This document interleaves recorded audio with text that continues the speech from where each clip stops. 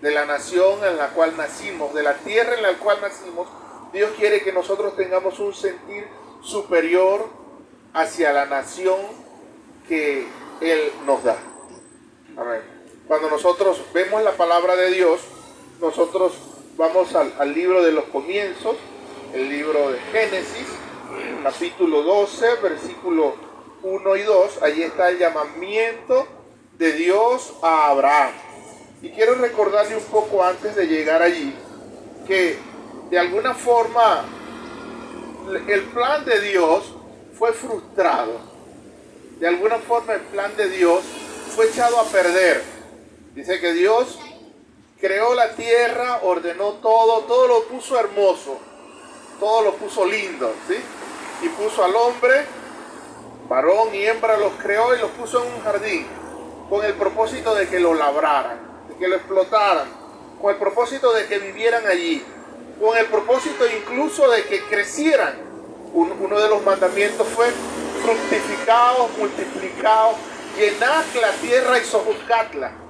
Es decir, que desde el principio el plan de Dios era que la tierra estuviera llena de personas.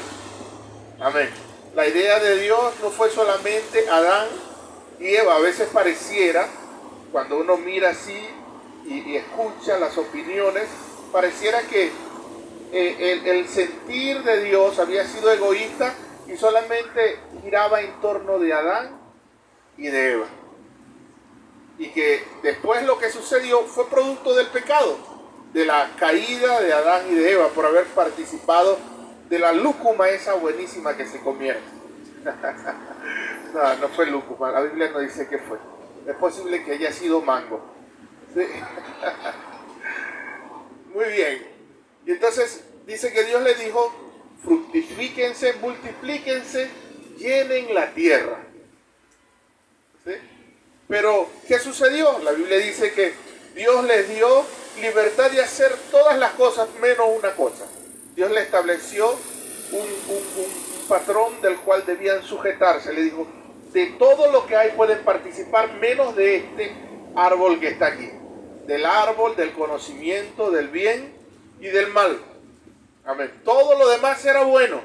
Piense en lo que hace un ser humano sin haber participado del árbol del fruto del bien y del mal, y todo lo que se podía hacer que era bueno. Todo lo que se podía hacer aparte de eso era bueno. Entre eso estaba tener hijos. Tener relaciones sexuales no era malo, era bueno, era tener hijos. Ahora, ¿qué sucedió? Dice que de alguna forma Satanás obró, sedujo a Eva, la engañó, y Eva le hizo la propuesta a Adán, y Adán desobedeció a Dios. Adán desobedeció y cayó, quebrantaron el mandamiento de Dios. Y en ese momento el plan de Dios fue frustrado. En ese momento el propósito de Dios se rompió. Desde ese momento, de alguna forma, se quebraron todos los sueños y los anhelos de Dios, podríamos decirlo. Y dice la Biblia que en la historia del hombre, los hombres siguieron creciendo, y en Génesis capítulo 6 dice que Dios se detuvo a ver la raza humana, dice, se dolió en su corazón de haber creado al hombre en la tierra. Es decir, que de alguna forma Dios estaba arrepentido. Y entiéndame una cosa, Dios no se arrepiente porque Dios no hace nada malo. Cuando hablamos del término arrepentido, era que de alguna forma Dios estaba triste de haber creado a la raza humana.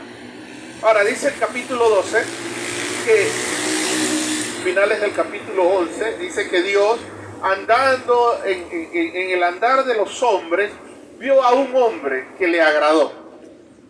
Ese hombre se llamaba Abraham. ¿Sí? Ese hombre se llamaba Abraham. Y dice que Dios llamó a Abraham. Génesis capítulo 12. Si usted se puede ubicar y quiere leerlo, leemos en el nombre de Jesús. Discúlpenos que hoy el videobin se presentó en quiebra. se rebeló y no quiso funcionar. Está rebelde. Esperemos que se le pase. Génesis capítulo 12 dice, versículo 1, pero Jehová había dicho a Abraham, vete de tu tierra y de tu parentela y de la casa de tu padre a la tierra que te mostraré, y haré de ti una nación grande, y te bendeciré y engrandeceré tu nombre y serás de bendición. Amén. Mire esto, hasta aquí los seres humanos de alguna forma habían llevado su vida a su manera. Se habían formado pueblos, se habían formado naciones, pero los hombres iban en su vida, en sus propios propósitos. Y dice que Dios llamó a Abraham, un hombre de 75 años, con una mujer de 65, y le dijo, Abraham, vete de tu tierra. Le dijo, apártate de tus familiares. Apártate de la nación a la que perteneces. Él venía de Ur de los Caldeos. Apártate. Y le dijo, que haré de ti, haré una nación. Y Dios le dijo, te bendeciré y serás de bendición. En este momento, la propuesta de Dios fue, por medio de Abraham, crearse una nación. A ver, crearse una nación. Una nación, no para los hombres, una nación para Él. De alguna forma aquí resurge el propósito de Dios inicial allá en Génesis capítulo 1, cuando los puso en un huerto. En ese momento allí dijo, bueno, aquí con este viejo y esta vieja voy a levantar lo que se me cayó por allá. Y allí nació lo que hoy es la nación de Israel. A ver. Y sabe, Dios decidió por medio de Abraham levantar una nación. Israel tiene 22.070 kilómetros cuadrados. Tiene Israel como nación. Es un territorio súper pequeño. Si nosotros comparamos a Israel con el Perú, si comparamos a Israel con el Perú y dividimos el Perú de la forma como está distribuido Israel, de aquí del Perú podríamos sacar 582 países. Del territorio que hay en Israel comparado con el del Perú, podríamos sacar 582 países del mismo tamaño de Israel. Porque el Perú tiene 1.285.220 kilómetros cuadrados. Y si nosotros comparáramos a Israel con el territorio que tiene Venezuela, sacaríamos 41 países. ¿Sí? Israel es una nación muy pequeña. Sin embargo,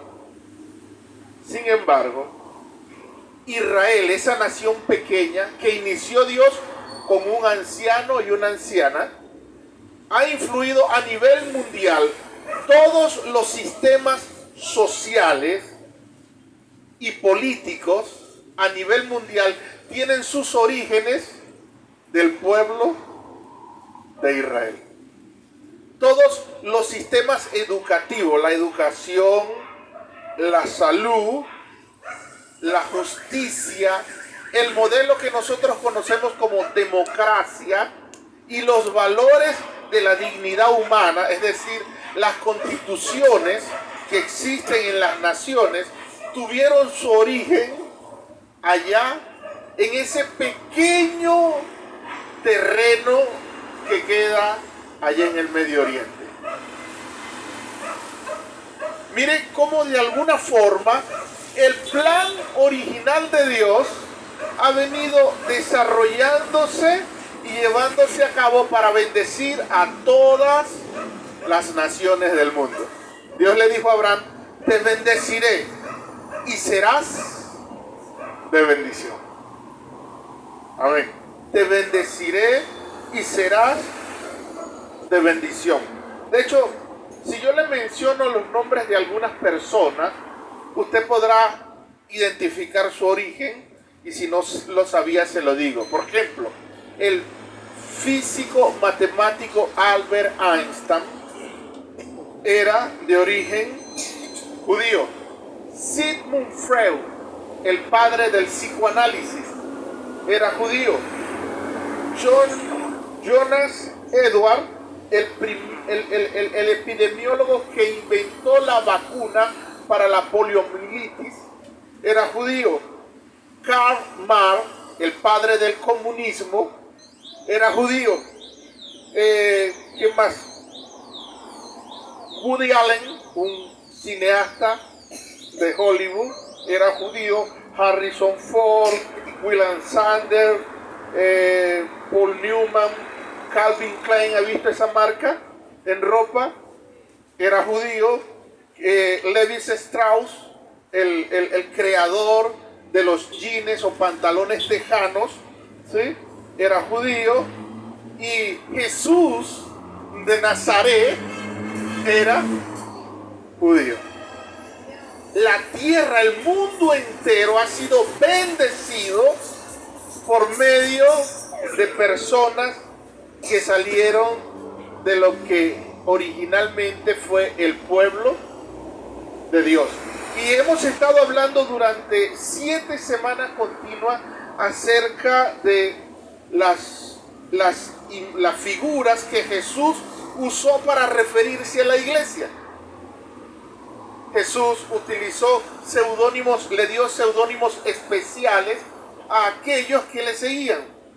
Y él les llamó la esposa, él les llamó la familia de Dios, él les llamó que eran su viña, él les llamó que eran su rebaño, él les dijo que eran una casa que estaba en construcción. Y una de las cosas que no lo dijo Jesús directamente, pero lo dio a entender, fue que él siempre promovió que él había venido a fundar su reino. Amén. Y un reino está compuesto por un pueblo. Y cuando nosotros miramos los apóstoles, ellos se refirieron a los creyentes como el pueblo de Dios. Ellos se refirieron a la iglesia como el pueblo de Dios. Pablo a Tito le dijo en el capítulo 2, versículo 14, y me gusta como lo dice la nueva versión internacional.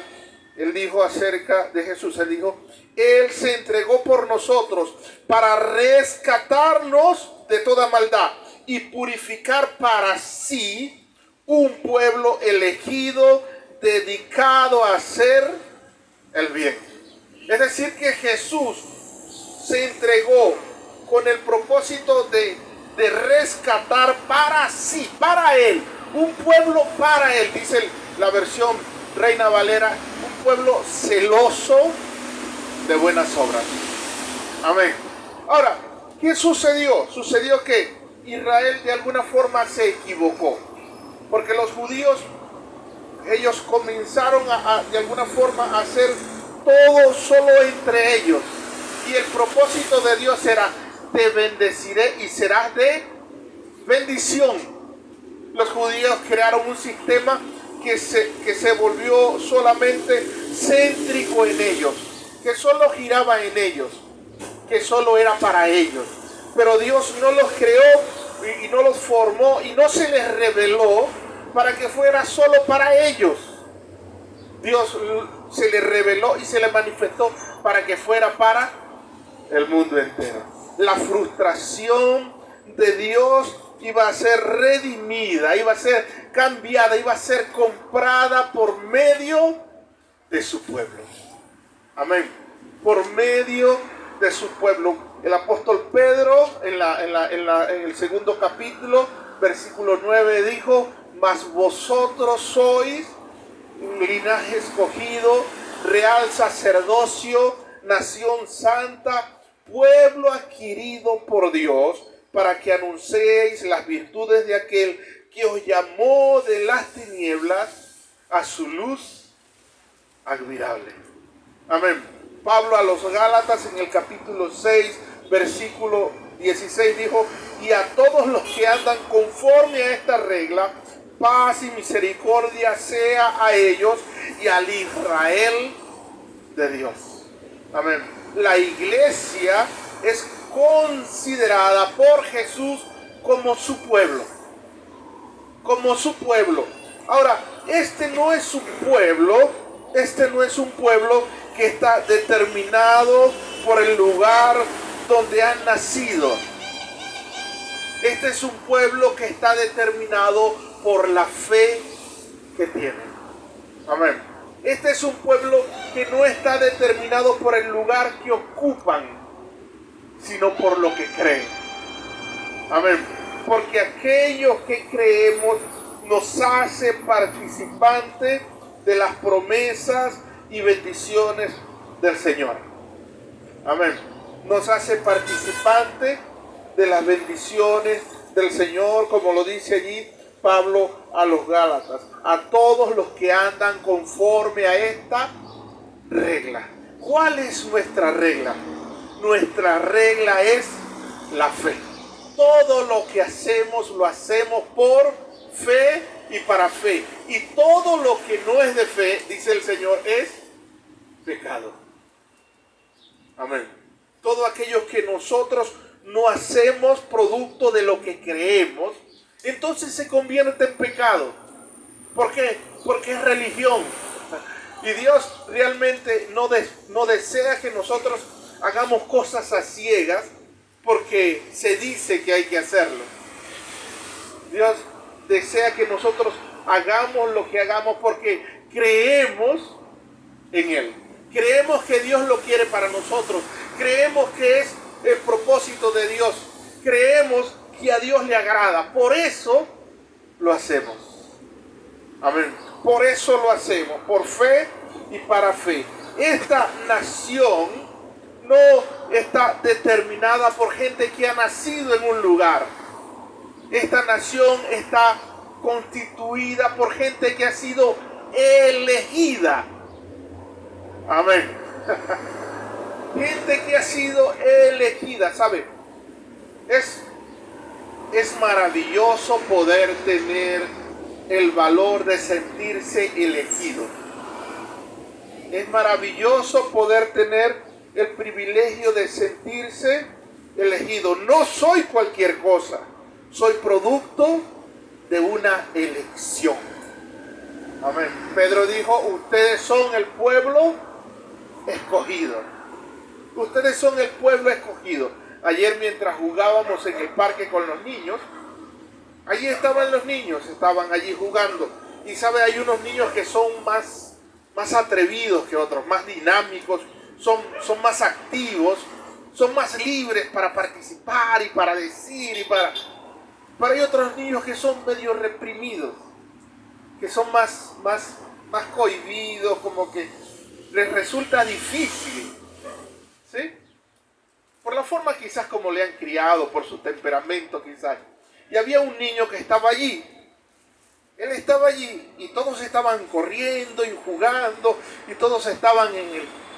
Y él estaba allí y no participaba. Y entonces llegó un momento de un juego y yo dije: bueno, vamos a ver, y comenzamos a separarlos por grupos. Dime número 1, número 2, número 1, número 2, para después asociarlo. Y él estaba allí sentadito, nada más que viendo, callado. Y le dije: ¿y tú qué número eres? Eligiéndolo, y él dijo: el 2. Y el niño que estaba reprimido, allí tímido, al ser escogido para jugar, se puso animado y tuvo otra actitud. ¿Sí? ¿Sabes cómo deberíamos nosotros sentirnos por el hecho de haber sido elegidos para pertenecer al pueblo de Dios. Dice, de toda lengua, de todo linaje, Dios te escogió a ti. Podía haber sido cualquier otro, pero Dios te eligió a ti. Podía tener los mejores rasgos físicos, podía tener la mejor línea genealógica, pero Dios te eligió a ti. Y el pueblo de Dios está conformado por hombres y mujeres de todas las culturas y de todos los pueblos, de todos los colores y de todas las razas, que han sido elegidos para pertenecer al pueblo de Dios. Eres producto de una elección, no de tus atributos, no de tu fuerza ni de tu habilidad, sino por la misericordia de Dios. Amén. Y eso te debe hacer sentir como privilegiado. Amén. Eso te debe hacer sentir privilegiado. Hemos sido bendecidos con toda bendición espiritual en los lugares celestiales con Cristo por pertenecer al pueblo de Dios. Amén. La otra cosa que podemos decir acerca del pueblo de Dios, que este pueblo no se caracteriza por una forma, por un idioma. Este pueblo se caracteriza por la presencia de Dios en medio de ellos. Amén. No sé, usted puede hablar inglés, usted puede hablar francés, usted puede hablar griego, usted puede provenir con el mejor abolengo de raza que pueda haber. Pero el pueblo de Dios tiene la cualidad que tiene la presencia de Dios en él. El respaldo de Dios está con su pueblo. Y mire, y no hay forma más evidente para mostrarlo que mirar a ese grupo de judíos que hasta 1948 fue una nación perseguida. Fue una nación que fue llevada cautiva en muchas ocasiones. Fue una nación incluso que de alguna forma generó la Segunda Guerra Mundial. Porque Hitler inició todo su proceso bélico en contra de los judíos. Y dice que Hitler mató más judíos que los que hay vivos ahora. Más de 6 millones de judíos fueron muertos en los campos de concentración nazi. Eso sin tomar en cuenta los que murieron en combates, perseguidos, etcétera, etcétera. Amén.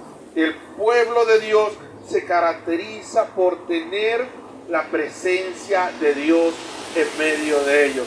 Jesús dijo, he aquí yo estoy con ustedes todos los días hasta el fin del mundo. Un pequeño territorio en un desierto hoy es una potencia a nivel mundial en el área agrícola. ¿Cómo es posible? ¿Cómo es posible que en medio de un desierto hayan vacas que producen 157 litros de leche al día? Una vaca. ¿Cómo es posible eso? Eso es posible porque Dios está en medio de ellos. Amén. ¿Cómo es posible que un desierto puede florecer? En un desierto se puede cultivar hortalizas. Eso es posible porque Dios está presente en medio de ellos. Y la presencia de Dios de alguna forma le hace vivir de manera diferente. Amén. Le hace vivir de manera diferente en todos los aspectos. En los aspectos religiosos, en los aspectos morales, en los aspectos de salud. Les hace vivir de manera totalmente diferente. ¿Por qué? Porque Dios está en medio de ellos. ¿Sabe? Los japoneses tienen una cultura única. Y para los japoneses la palabra más valiosa es la palabra honor. Y para un japonés es preferible morir antes que perder el honor. Porque para ellos lo que les caracteriza a ellos es su honor.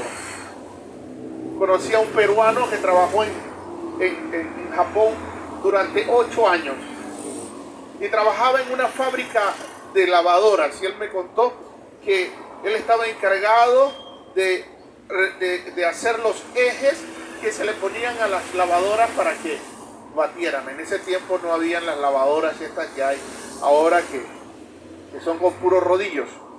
Y dice que él estuvo un descuido y salieron 80 ejes de lavadoras con defectos, que no salieron alineados perfectos.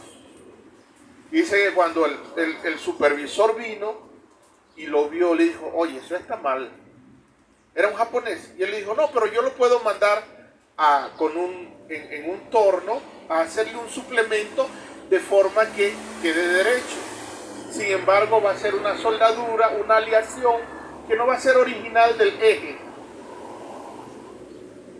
Y él le dijo, el japonés le dijo: sí se puede hacer, pero nosotros no produciremos la lavadora con la misma calidad que se preparan en esta fábrica, y entonces perderemos nuestro honor. Y dice que el supervisor decidió él mismo pagar los 80 ejes para que se hiciesen de nuevo, con el propósito de salvarle el puesto de trabajo a este personaje, por el simple hecho de que se conservara la calidad y no se perdiera el honor. Él me contaba que cuando estaba ya trabajando en Japón, como llegó nuevo, su propósito era hacer dinero. Todos los demás trabajadores tenían su fin de semana libre y él se quedaba trabajando todos los días continuos. No descansaba ni un día. Dice que un día domingo él estaba trabajando solo en la empresa y de repente se abrió el portón de la empresa, entró un camión, bajó el conductor y dice que él se escondió asustado porque pensó que era un ladrón. Se bajó, se escondió para ver quién era, para copiar todo lo que hiciera, para después poner denuncia o algo así. Y dice que el camionero llegó, tomó el montacargas, bajó toda la mercancía que traía, la apiló en el lugar donde iba, tomó la factura que traía, la firmó, la selló y la puso sobre lo que había traído, y así mismo como entró, salió y cerró la puerta. Y no tomó absolutamente nada de ese lugar. Y todo quedó en orden. Él dice que él quedó sorprendido. ¿Cómo es posible? No robó, no hizo nada. ¿Por qué? Porque para ellos lo más valioso es el honor. Así para el pueblo de Dios, lo más valioso debe ser la presencia de Dios en medio de ellos. Amén. Y la presencia de Dios debe movernos a hacer todo lo que hagamos sabiendo que Dios está presente en nuestras vidas. Amén. ¿Sabe? Si usted tiene problemas para lidiar con el pecado, si tiene problemas para lidiar con ciertas cosas, como quizás el consumo de alcohol, de cigarrillo, de drogas, o quizás el ser de alguna forma ligero con las tentaciones morales, hay algo que le puede ayudar para vencer eso. ¿Sabe qué es? Es tener la conciencia de que Dios está presente contigo en todo tiempo y en todo lugar y te está viendo. Amén. De forma que usted puede tener esa misma actitud que tiene hoy aquí en cualquier momento de su vida. ¿Por qué? Porque Dios está presente. Amén. Dios está presente. Amén. En el nombre de Jesús. Y la última cosa es esta. Le decía que los judíos de alguna forma se habían equivocado porque ellos centralizaron todo en ellos. Ellos centralizaron todos, ellos hacían su adoración, ellos escuchaban sus mensajes. De hecho, si alguien no era judío, no podía entrar en una sinagoga judía a escuchar la enseñanza de la Torá. Habían judíos que de alguna forma se habían liberado y podían enseñar a gentiles. Pero los judíos todo lo hacían entre ellos. A más nadie le permitían compartir. Y el propósito de Dios usó varias cosas de forma que los judíos tuvieron que ser esparcidos. Y de alguna forma su fe comenzó a difundirse. Amén. Y hoy por hoy nosotros estamos aquí y creemos en el Señor Jesucristo. Y el sustento histórico, el sustento bíblico de la salvación que proviene de Dios por medio de Jesucristo está cimentada en la historia del pueblo judío. Amén. Ellos perdieron el propósito. Y dice la palabra de Dios que como no cuidaron ese don que Dios le había dado, Dios eligió a gentes de otros pueblos para conformar una nación de forma que su reino se extendiera a través de ellos. Y esto significa propósito. Amén. Recordemos que el pueblo de Dios tiene un propósito. Indiferentemente de donde vivas, indiferentemente de donde estés, indiferentemente de la economía, indiferentemente de la salud, indiferentemente de tu estatus social, el propósito de Dios con su pueblo es que anunciemos las virtudes de aquel que nos llamó de las tinieblas a su luz. Amén. El propósito del pueblo de Dios es ser extranjeros y peregrinos en la tierra. El propósito del pueblo de Dios es ser embajadores en medio de las naciones, que promueven, que anuncian el ministerio de la reconciliación. Amén. En el nombre de Jesús. Somos aquellos que anunciamos las virtudes de aquel. El pueblo de Dios existe con el propósito de proclamar las buenas nuevas de salvación. Amén. Por eso somos el pueblo de Dios. Amén. Por eso somos el pueblo de Dios. Quiero cerrar leyendo lo que dice Primera de Juan, capítulo 1. Vea cómo dice allí el apóstol San Juan en la primera carta. Y aquí hay algo puntual que quiero decir en el nombre de Jesús. Dice Primera de Juan, capítulo 1.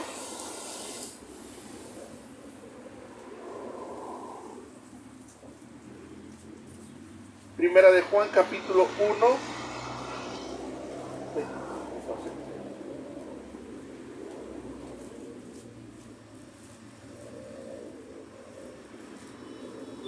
Capítulo 1, versículo 5 hasta el versículo 10. Dice el Señor allí: este es el mensaje que hemos oído de Él y os anunciamos. Dios es luz y no hay ninguna tinieblas en Él. Si decimos que tenemos comunión con Él y andamos en tinieblas, mentimos y no practicamos la verdad. Pero si andamos en luz, como Él está en luz, tenemos comunión unos con otros. Y la sangre de Jesucristo, su Hijo, nos limpia de todo pecado. Si decimos que no tenemos pecado, nos engañamos a nosotros mismos y la verdad no está en nosotros. Si confesamos nuestros pecados, Él es fiel y justo para perdonar nuestros pecados y limpiarnos de toda maldad. Si decimos que no hemos pecado, le hacemos a Él mentiroso y su palabra no está en nosotros. Amén. Mira lo que decía el apóstol San Juan acerca de Dios. Él decía, Dios es luz. Dios es luz. Y aquellos que están en la luz, andan en la luz, practican la verdad, viven la verdad.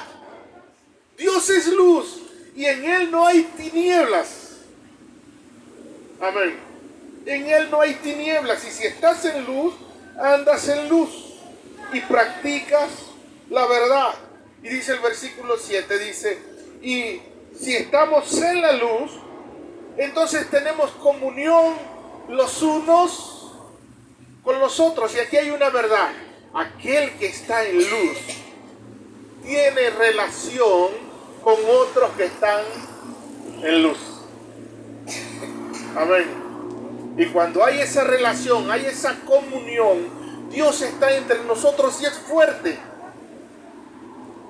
Una de las cosas que me preocupa es que de alguna forma el pueblo de Dios está queriendo repetir lo que hizo el pueblo de Israel, que se ha vuelto en torno a Él. ¿Sabe? Esta semana yo estuve reunido con algunos pastores del Perú. Estábamos tratando el tema de la ideología de género. Y se pregunta, una de las preguntas que hizo uno de los líderes que estaba allí, se hicieron dos preguntas contundentes. Una es, ¿cuál es el índice de personas, la estadística? ¿Qué dice? ¿Cuál es la estadística que hay en cuanto a aprobar la ideología de género a nivel del mundo? O sea, ¿cuál es la aprobación que dan las personas acerca de este tema? Y se dice que solamente el 2% de la población mundial aprueba este tema de la ideología de género. En el Perú, solamente el 4% de la población está de acuerdo con este tema de la ideología de género.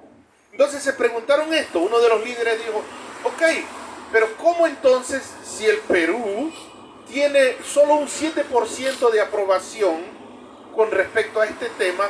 ¿Por qué este tema ha calado tanto y se está incluso desarrollando en los planteles educativos? Se está dando en las escuelas, en los colegios, en las universidades. ¿Por qué? Y uno de los pastores que estaba allí dijo, en el Perú hay alrededor de 1000 instituciones pro familia. Desde el punto de vista de organizativo, existen 1000 ONG, organizaciones no gubernamentales, pro familia, que defienden este asunto del no aborto, de la no eutanasia, de no enseñanza sexual y de ideología de género con los niños en las instituciones, en los colegios, etcétera, etcétera. Hay 1000 organizaciones y hay 10.000 representantes delante del Congreso y del gobierno. 10.000. Y entonces se preguntan, pero ¿y cómo es posible que esto se esté haciendo? Sucede que esto se está dando porque de los 10.000, todos están en diferentes organizaciones, diferentes iglesias. Y cuando llega el debate, entonces cada iglesia, cada grupo, ala para su lado y no se une. Y el pueblo de Dios, en vez de ser fuerte, entonces es débil. ¿Y sabe lo que dice el Señor? El Señor dice, si estamos en luz, tenemos comunión los unos con los otros. Amén. Si tú eres del pueblo, yo soy del pueblo. Amén. Si Él es tu rey, entonces es mi rey. ¿Somos diferentes? Sí somos. Yo soy moreno y simpático. Usted es moreno y feo. Amén. Pero debemos estar juntos en esto. Uno de los padres de la iglesia se llamaba Cipriano. En el siglo III se le dice padres de la iglesia a los primeros líderes que hubieron después de los apóstoles. Y Cipriano decía: no hay salvación fuera de la iglesia. Las personas deben pertenecer a la iglesia, porque fuera de la iglesia no hay pueblo de Dios. El pueblo de Dios es la iglesia, y el pueblo de Dios, para ser fuerte, debe estar unido. Amén. Dice el Señor: si estamos en luz, tenemos comunión los unos con los otros. Y si estamos en comunión los unos con los otros, entonces la sangre de Cristo nos limpia de todo pecado. Amén. ¿Sabes lo que significa eso? Eso significa lo siguiente que dice el versículo 8. Si decimos que no tenemos pecado, la verdad no está en nosotros. Somos una comunidad de elegidos, de santos. La Biblia lo llama santos. Nosotros somos santos. Pero aunque somos santos, y aunque Dios esté en nosotros, de manera no intencional, pecamos. Pecamos de manera no intencional. Pero como estamos en comunión, la Biblia dice: la sangre de Cristo nos limpia de todo pecado. Y el versículo 9 dice: y si hay pecado, ¿qué hacemos?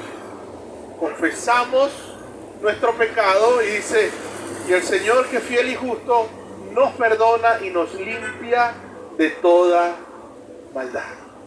Amén. Aleluya. ¿No le parece eso maravilloso? Por estar en el pueblo, la sangre de Cristo está activa para ti.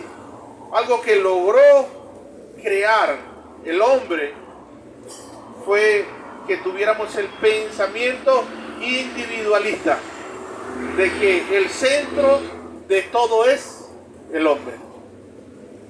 Y esto no es así. El propósito de Dios fue decirle a Abraham: mira, vete de tu tierra y de tu parentela, que haré de ti una nación grande, te bendeciré y serás de bendición, y en ti serán benditas todas las familias de la tierra. Amén. El propósito de Dios no solamente eres tú, son tus hermanos, son tus padres. Amén. Son tus hijos, son tu descendencia, porque el plan de Dios va a ser restaurado completamente. ¿Cuándo? Cuando podamos ser como fue allá en el Edén. Amén. Donde todos vivían para Dios y para los propósitos de Dios. En el nombre de Jesús. Amén. ¿Por qué no nos ponemos de pie?